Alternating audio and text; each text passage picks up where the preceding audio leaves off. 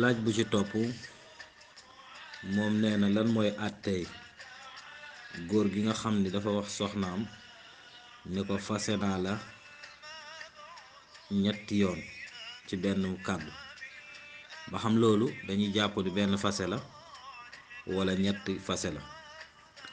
waaw loolu lu ci fuqahaa yi wax ak saxaaba yeeg taabiin yi ak madaahibi arbaa ñoom dañoo ni nit bu waxee ni góor bu waxee soxnaam ni ko fase naa la ñetti fase ci benn baat, bu boobaa dañuy jàpp ni ñetti fase moo am, kon dootu ko daganati lu dul baada zawji.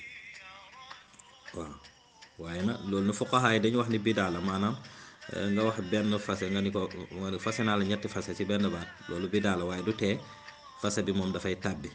kàddu gi nag bëgguñu ko, sib nañ ko, waaye du tee fase bi dafay tàbbi. waaw ibnu asim da koy wax bi thalaatha wa bi thalaati la taxillu illa min baadi zawji lilladi taxalla. waaw lii moom mooy lu wér. fuqahaa yi loolu la ñu wax, ñu ijma la boo xam ne na ñu ëpp ci borom xam-xam yi dañ ci dëppoo depuis ci jamonoy Omar ibnul Xattaab.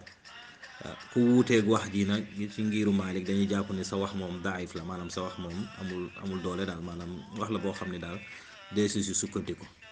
loolu mooy li nga xamante ne moom mooy lu gën a wér, donte am na yeneen wax yoo xam ni comme ku ci mel ni ibnu Taymiya ak ibnu Qayyim ak Shawkaani ak ñu mel noonu nga xam ne wax nañ ni moom benn kàddu moom boo ko waxee maanaam fase boo ko waxee ñetti yoon ci benn kàddu dañuy jàpp ni benn fase la rek. am na ñu wax loolu, waaye la ëpp ci fuqahaa yi la ñu wax te muy wax ji gën a wérit mooy benn fase moom, maanaam benn kàddu nga wax si nit ki ni ko fase naa la ñetti yoon ci benn kàddu, bu boobaa dañuy jàpp ni ñetti fase la.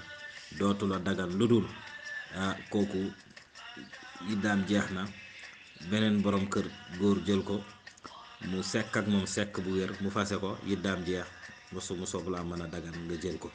wallahu taala alam.